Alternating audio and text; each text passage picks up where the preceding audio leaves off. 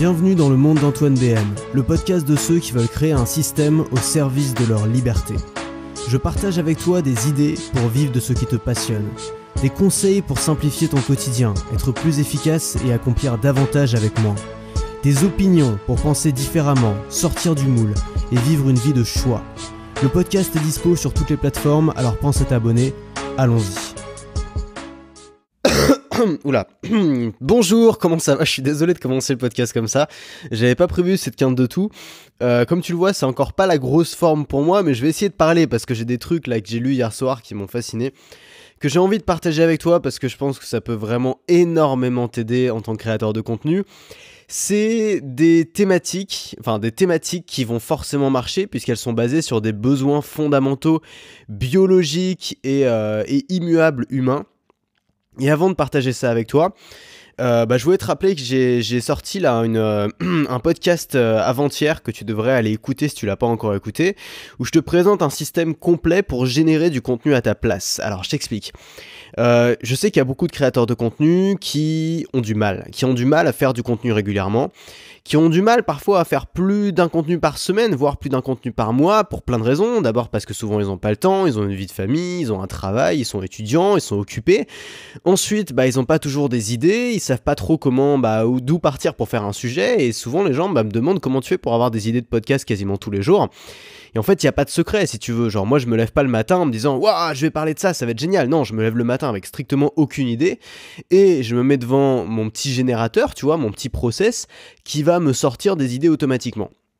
Et donc, ce que j'ai fait, c'est que j'ai construit ce générateur, j'ai construit le process qui va te permettre de monter ton propre générateur. C'est un truc, tu vois, tu peux le faire sur papier, tu peux le faire sur ordinateur, tu auras besoin juste d'une application ou d'un site en ligne pour l'activer. Mais l'idée, c'est que ce générateur va te créer des sujets de contenu. Ça veut dire que même le jour, alors c'est pas fait pour les jours où t'es en pleine forme, tu vois, c'est fait pour les jours où t'es pas inspiré, où t'es pas motivé, les jours où tu te réveilles le matin et t'as pas d'idée de contenu à faire. Grâce à ce générateur, tu vas trouver des idées de contenu qui vont être des idées hors normes, des idées qui vont complètement sortir du lot, des idées qui vont être différentes de celles des autres, de celles des concurrents, des idées qui vont être décorrélées des tendances, tu vois, de ce qui marche spécialement en ce moment ou de ce que tout le monde fait, des idées qui vont te permettre de faire quelque chose de bon, quelque chose de durable et quelque chose qui sort du lot, qui sort de l'ordinaire.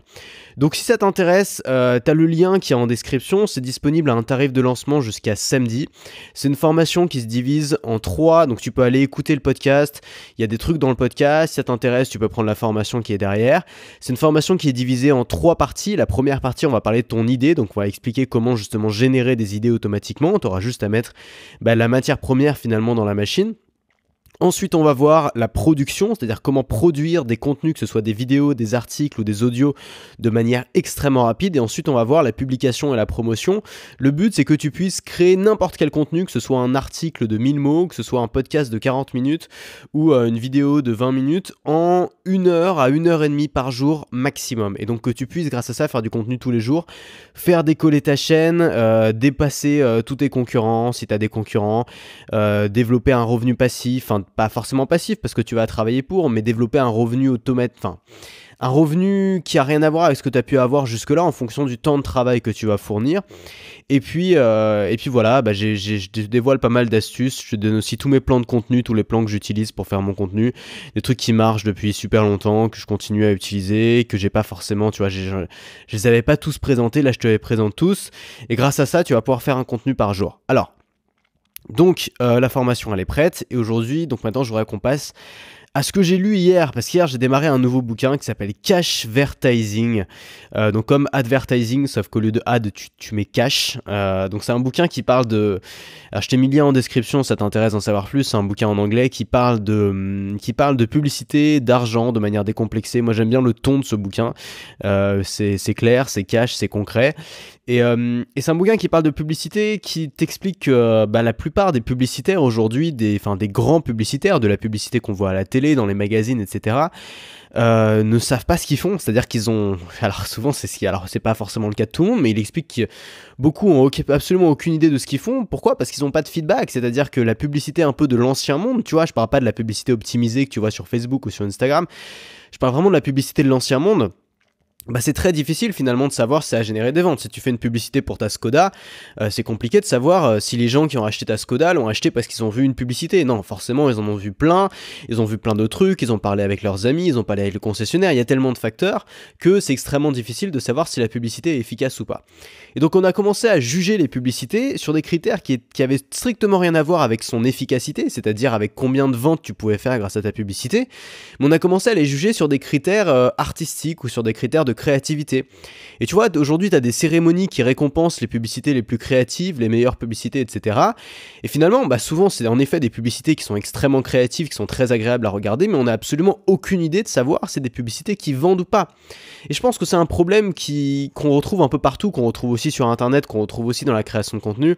C'est que beaucoup de gens essaient de faire quelque chose d'artistique dans un monde où on te demande pas de faire quelque chose d'artistique, où l'artistique est une feature, tu vois, et un bonus, mais où le fond, c'est pas de faire quelque chose d'artistique. Le fond, c'est, dans le cas de la publicité, de faire des ventes. Dans le cas de la création de contenu, ça peut être de faire des ventes aussi, ça peut être d'aider les gens ou de leur faire passer à l'action.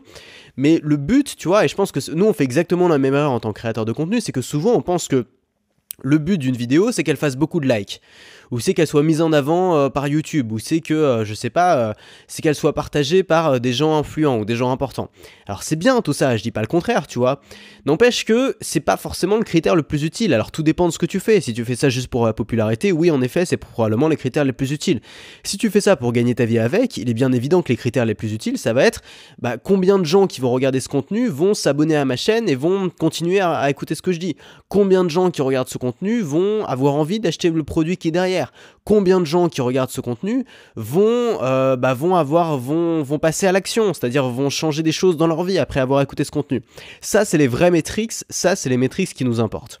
Et donc, moi, ça m'a intéressé parce que lui, il parle pas de création de contenu, il parle de publicité, et je trouve qu'on retrouve un peu les mêmes erreurs, et il explique que dans la publicité, beaucoup de marques font de la publicité pour faire des publicités jolies, sympathiques et tout, sans trop vraiment savoir ce qu'ils font, alors que, finalement, c'est pas très compliqué d'apprendre la psychologie des gens, d'apprendre les vrais désirs, les vrais besoins des gens, et de faire des publicités qui répondent précisément à ces besoins-là, même si c'est pas les publicités qui vont avoir le plus de prix, même si c'est pas les publicités qui vont être les plus appréciées ou les plus reconnues, le but, c'est de faire une publicité qui vend. Et donc il base ça, alors lui il te présente 8 désirs fondamentaux, 8 désirs humains primaires et 8 désirs secondaires. Alors la différence entre les deux, c'est que les 9 désirs secondaires, pardon. La différence entre les deux, c'est que les 8 désirs humains primaires, c'est des désirs qui sont biologiques. C'est-à-dire que c'est des désirs qui sont ancrés en nous, qui sont là depuis le début, qui ne changent pas avec les années, qui ne changent pas avec les époques. Et ces désirs-là, ce sont la survie, le besoin de boire et de manger, la libération de la peur, de la douleur et du danger. Le 4e, c'est la sexualité et l'amour. Le 5e, c'est les conditions de vie confortables. Le 6e, c'est le sentiment de supériorité, le fait de gagner sur les autres. Le 7e, c'est prendre soin et protéger les êtres chers qui nous entourent. Et le 8e, c'est l'appréciation sociale. Et donc il t'explique que la publicité doit toujours faire appel à au moins un ou plusieurs de ces désirs-là, parce que c'est ces désirs-là qui vont pousser les gens à passer à l'action. Et puis ensuite, il y a les 9 désirs secondaires, qui sont des désirs acquis, donc qui ne sont pas forcément des désirs qu'on a naturellement, biologiquement en nous, c'est des désirs qu'on va plus acquérir avec notre culture, avec la transmission de l'information, etc. Et ces désirs-là, ça va être, donc le premier c'est être informé, le deuxième c'est la curiosité, le troisième c'est la propreté du corps et de ce qui l'entoure, le quatrième c'est l'efficacité, la cinquième c'est la praticité, la sixième c'est la qualité, la septième c'est la beauté, le style, l'élégance, la huitième c'est l'économie et faire des économies et faire des profits, et le neuvième c'est faire une bonne affaire. Et donc il t'explique finalement que tu peux jouer sur ces 2 désirs-là, que ta publicité doit toujours toucher au moins un des 8 désirs humains primaires et peut utiliser les désirs secondaires pour appuyer son message, pour appuyer son discours. Et alors moi ça m'intéresse beaucoup ces trucs-là parce que, bon alors moi je travaille pas dans la publicité, mais la création de contenu a beaucoup... Enfin je pense qu'il faut pas avoir peur. Il faut pas mettre notre métier sur un piédestal. Je pense vraiment que c'est un problème aussi qu'on peut avoir, d'ailleurs qui nous empêche de faire plein de trucs. et qui empêche des gens de faire le contenu qu'ils voudraient faire, qui empêche les gens de faire plus de contenu, qui empêche les gens de vendre et donc de vivre de leur activité. C'est que souvent on considère que parce qu'on est créateur de contenu, on fait un métier qui est à part, qui est une exception, tu vois, un peu comme les artistes qui considèrent que c'est une exception, que c'est un métier dans lequel on parle pas d'argent, que c'est un métier qui est noble, plus noble que les autres, tu vois. Mais c'est marrant parce que tu peux écouter n'importe qui, tout le monde pense que son métier est plus noble que les autres. Au final, bon, c'est juste, il y a toujours un besoin, il y a toujours une demande et il y a une offre qui correspond à cette demande. Donc chaque métier peut être rentré dans une logique de marché. Et je pense que la création de contenu, c'est un métier comme un autre, c'est-à-dire c'est un métier qui demande de comprendre la psychologie humaine pour pouvoir y répondre. Particulièrement dans ce métier-là, puisque c'est un métier où justement, tu vois, tout ce que tu fais, c'est du discours, tout ce que tu fais, c'est transmettre un message. Et de la même manière qu'un publicitaire veut transmettre son message publicitaire, un créateur de contenu va devoir utiliser ces leviers. Et ces leviers-là, c'est avant tout des leviers psychologiques. Et c'est pour ça que je pense que n'importe quel créateur de contenu, que tu vendes des formations ou pas, que tu as un objectif commercial, business ou pas, devrait apprendre des bases de la persuasion. Parce que la persuasion, finalement, c'est quoi ? La persuasion, c'est ce qui fait le pont entre la psychologie et la communication. C'est-à-dire que si tu veux communiquer, il va falloir commencer par apprendre à persuader. Et si tu veux apprendre à persuader, il va falloir commencer par apprendre la base de la psychologie, comment on réfléchit, comment on passe à l'action.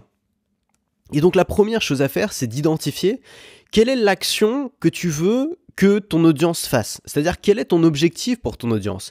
Est-ce que tu veux que ton audience reçoive ton message et se dise « Ah, c'est sympa » ? Est-ce que tu veux que ton audience reçoive ton message et se dire « Ah, c'est génial, je vais passer à l'action » ? Est-ce que tu veux que ton audience reçoive ton message et se dise « Ah, c'est génial, je vais passer à l'action et peut-être que pour passer à l'action, je pourrais acheter son produit » ? Tu vois, c'est intéressant il faut, je pense, se poser la question là, qu'est-ce que je veux ? C'est-à-dire qu'un créateur de contenu qui veut simplement faire du contenu qui va juste divertir son audience et un créateur de contenu qui veut gagner sa vie avec ce qu'il fait et changer la vie de son audience va pas agir de la même façon et va pas avoir autant besoin dans un cas que de l'autre de capacité en persuasion, donc de capacité en compréhension de la psychologie humaine. Et donc je trouvais ça intéressant de partir de ces désirs-là, qui sont des désirs profondément humains pour nous les créateurs de contenu. C'est-à-dire que si on regarde les 8 désirs humains primaires, les désirs biologiques, donc le désir de survie, de boire et manger, de se libérer de la peur, de la douleur et du danger, de sexualité, de conditions de vie confortables, d'être supérieur, de gagner, de prendre soin et protéger nos êtres chers, ou d'approbation sociale, ça ressemble un peu d'ailleurs à la pyramide de Maslow, ces désirs-là, ça peut devenir des thématiques, et d'ailleurs c'est les thématiques les plus rentables. C'est marrant parce que quand tu regardes un petit peu ce que font les créateurs de contenu et ce que font, c'est pas seulement les créateurs de contenu sur internet, c'est aussi dans tu vois, les bouquins qui se vendent le mieux, etc. Tu remarques que les choses les plus rentables, c'est justement des choses qui touchent à ces 8 désirs humains. Par exemple, donc le premier désir, c'est la survie. Alors ça, bon, on va dire que c'est un désir qui est comblé pour la plupart d'entre nous, donc c'est pas forcément la thématique la plus rentable, même si c'est une thématique qui marche toujours, le survivalisme. Ensuite, on a boire et manger. Alors boire et manger, c'est un business qui est absolument énorme, y compris dans le domaine du contenu. Enfin, il suffit de regarder les rayons absolument hallucinants de bouquins qu'il y a sur la nourriture et sur la cuisine. Il suffit de regarder le nombre d'émissions à la télé qui parlent de ça pour montrer que c'est un sujet qui intéresse énormément les gens et c'est un truc qui, tu vois, c'est un truc qui peut jamais disparaître, quoi. Tu vois, genre les restos, la bouffe, la cuisine, c'est des choses qui existeront toujours parce qu'on aura toujours ce besoin profond. Troisièmement, libération de la peur, de la douleur et du danger. Alors évidemment, faut voir comment ça va se matérialiser. Ça va peut-être se matérialiser par une forme de sécurité, peut-être par une sécurité financière. Donc toutes les thématiques qui vont parler de sécurité financière vont finalement répondre à ce désir humain primaire qui est de se libérer de la peur, de la douleur et du danger. Ensuite, sexualité et amour, évidemment, c'est une thématique qui fonctionne extrêmement bien. Suffit de voir tous les créateurs de contenu qui en parlent, suffit de voir tous les livres qui parlent de ça, suffit de voir tous les magazines même qui parlent de ça, tous les romans, même les romans, tu vois, tous les romans à l'eau de rose et tout, ça montre qu'il y a un vrai besoin aussi de ce côté-là. Les conditions de vie confortables, alors ça, on peut aussi, il y a pas mal de choses aussi là-dessus, sur l'organisation, sur comment, tu vois, sur le voyage, tout ça, ça fait partie de ce désir humain. Ensuite, le fait d'être supérieur, de gagner, alors là, on peut prendre en compte tout ce qui est les hobbies, tu vois, tout ce qui est progresser dans n'importe quel hobby, souvent ça répond à ça. Tout ce qui est désir financier aussi, ça peut répondre à ça. Désir matérialiste, ça répond à ça. Ensuite, on a le fait de prendre soin et de protéger les êtres chers. Alors là, dans la vraie vie, on a tout le business des assurances, tout le business des, tu vois, assurance vie, tout ça, tout le business des cadeaux aussi, bien sûr, tout le business, je sais pas, des activités à faire avec les gens qui nous sont proches. Et puis dans la création de contenu, il y a aussi d'autres choses. Il suffit de regarder tous les, je sais pas, tous les blogs ou toutes les chaînes YouTube ou tous les bouquins qui parlent de l'éducation de ses animaux ou l'éducation de ses enfants ou de trouver des solutions dans son couple ou etc., etc. Tous ces bouquins-là, justement, répondent à ça. Et puis, 8e point, on a l'approbation sociale, et ça aussi, on le retrouve un petit peu partout. C'est-à-dire qu'on a besoin d'être approuvé par les autres, on a besoin d'avoir des gens qui respectent notre travail, qui apprécient ce qu'on fait, pas forcément par tout le monde, mais on a besoin d'avoir une approbation sociale. Donc, si tu fais du contenu et que tu es dans une thématique, pose-toi la question, enfin, c'est un peu débile ma phrase, parce que si tu fais du contenu, tu es forcément dans une thématique, je suppose. Pose-toi la question, est-ce que ma thématique répond à un de ces 8 besoins humains primaires de façon indirecte ou directe, et si c'est pas le cas, comment je pourrais faire pour bifurquer un petit peu, pour avoir une thématique qui répond davantage à ça, et tu vas voir que ça va être beaucoup plus facile finalement de vendre des formations et de vivre de ce que tu fais. Ensuite, les 9 désirs secondaires, donc les désirs acquis. Ces désirs-là, pour moi, c'est plus des features, c'est-à-dire c'est plus des fonctionnalités de tes produits ou des fonctionnalités de ce que tu vas proposer. Donc par exemple, le fait d'être informé, donc si tu parles, je sais pas, si tu parles de Bitcoin par exemple sur ta chaîne, bon, le désir humain primaire auquel tu vas répondre, ça va être le désir d'abord d'être supérieur, de gagner, parce que tu vois, le gars qui a investi aujourd'hui sur les bitcoins, il espère que il va gagner plus d'argent que les gens qui l'auront pas fait. C'est les conditions de vie confortables, c'est tout ce qui est lié plus à, on va dire, à la finance. Et puis ensuite, en désir secondaire, ça peut être le fait d'être informé. Et là, par exemple, la personne va peut-être regarder tes vidéos parce que tu vas parler des dernières nouveautés, tu vas lui expliquer ce qui a changé, comment s'adapter, etc., etc. Ensuite, on a la curiosité. La curiosité, de la même manière, c'est quelque chose que tu vas énormément utiliser si tu fais du contenu. Tu vas faire des titres qui vont attiser la curiosité des gens pour faire du clic. Ensuite, on a la propreté du corps et de ce qui l'entoure. Donc là, ça peut être aussi, alors ça, forcément, dans la création de contenu, c'est pas évident, mais il y a tout un tas de thématiques qui peuvent être liées à ça.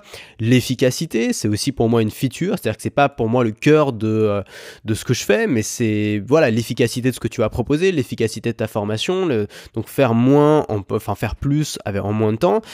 Tout ce qui est praticité, donc proposer des choses plus pratiques, plus simples, tout ce qui est la qualité aussi, la qualité des produits que tu vas proposer. Par exemple, voilà, là on arrive au 7e désir secondaire, c'est la beauté et le style, donc l'élégance si tu préfères. Ce désir-là, c'est pas un désir humain primaire, et pourtant beaucoup de créateurs de contenu, et c'est pas un reproche, parce que moi je suis comme ça aussi un petit peu, aujourd'hui je me soigne, mais au début j'étais vraiment comme ça, c'est-à-dire que je passais 80% de mon temps à peaufiner le moindre petit ombre derrière le bouton de mon blog, tu vois, il fallait que tout soit parfait parce que pour moi, la beauté, le style, l'élégance de mon site, c'était ce qui avait de plus important. Pareil pour le logo, pareil pour tout.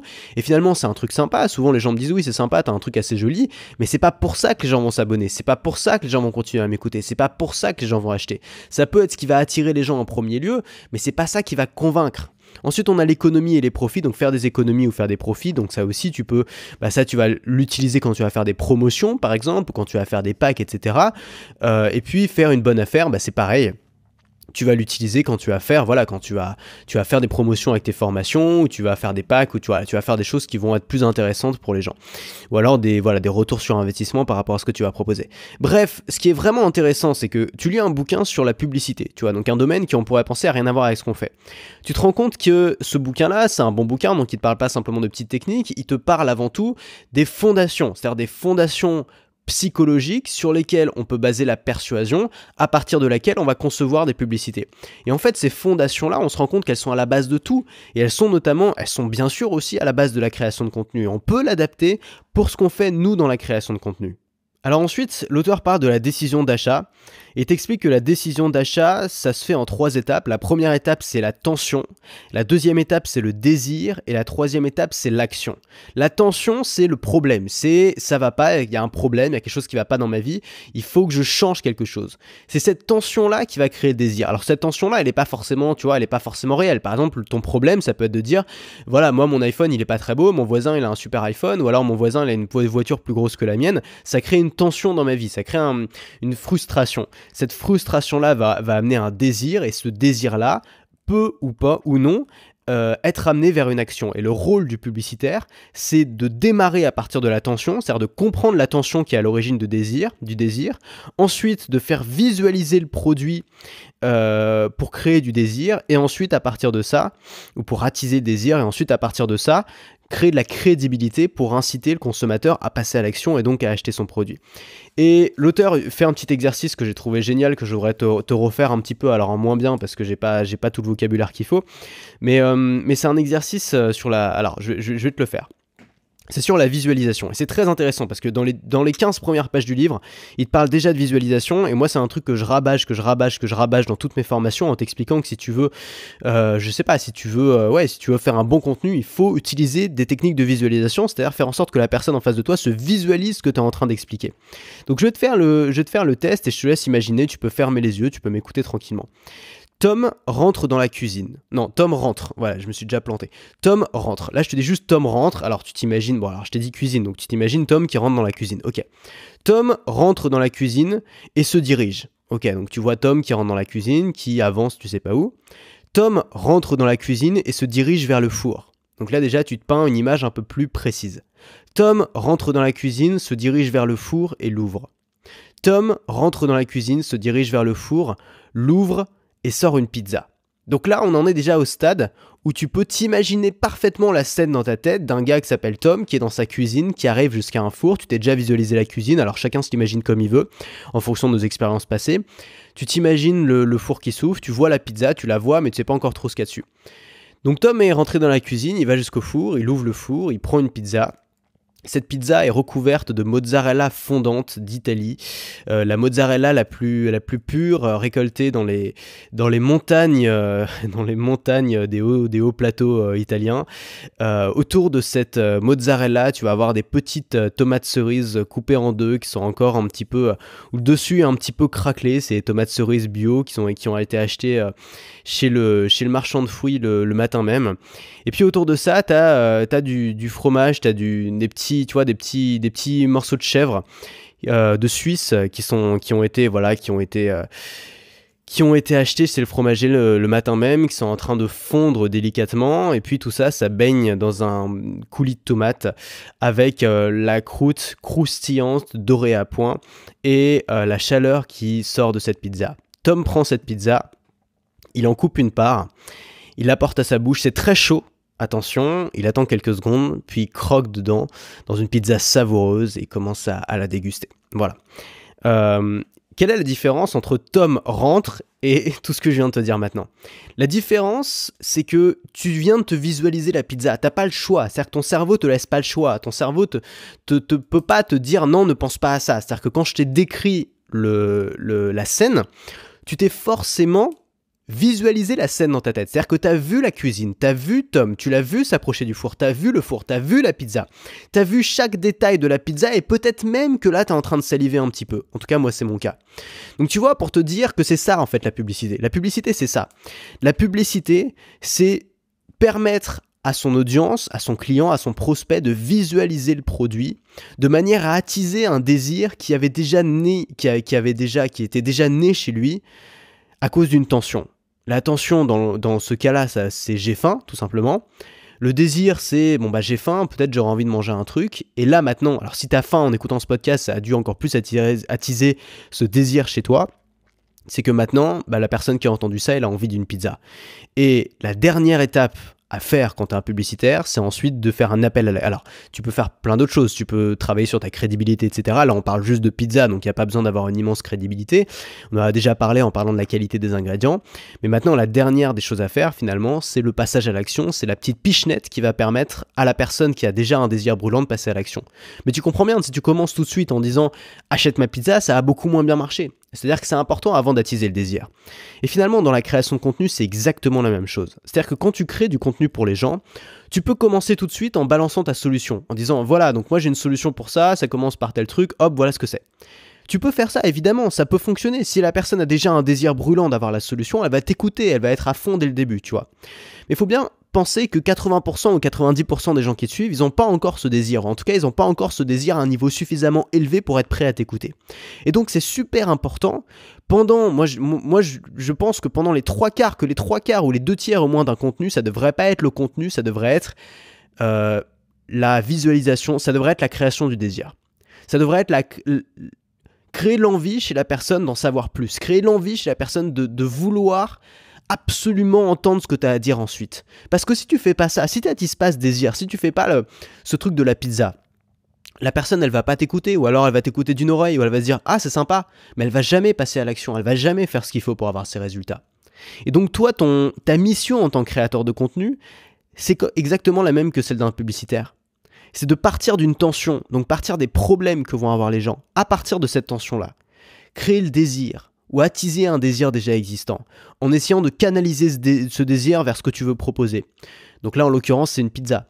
En essayant de façonner ce désir vers la solution que tu proposes, en essayant de faire visualiser à ton audience en face ce désir pour que ce désir soit encore plus fort. Et ensuite, tu vas pouvoir proposer un appel à l'action, que ce soit acheter une formation si tu as une formation à vendre, que ce soit passer à l'action dans sa vie, que ce soit avoir des résultats, que ce soit s'abonner, peu importe. Mais tu as besoin de passer par ces étapes-là. Et donc j'ai trouvé ça génial parce que dans les 15 premières pages du bouquin, j'avais déjà de quoi parler pendant 1 heure dans un podcast, tu vois, j'avais déjà énormément de matière et je suis très content de ce bouquin, je t'ai mis le lien en description si ça t'intéresse.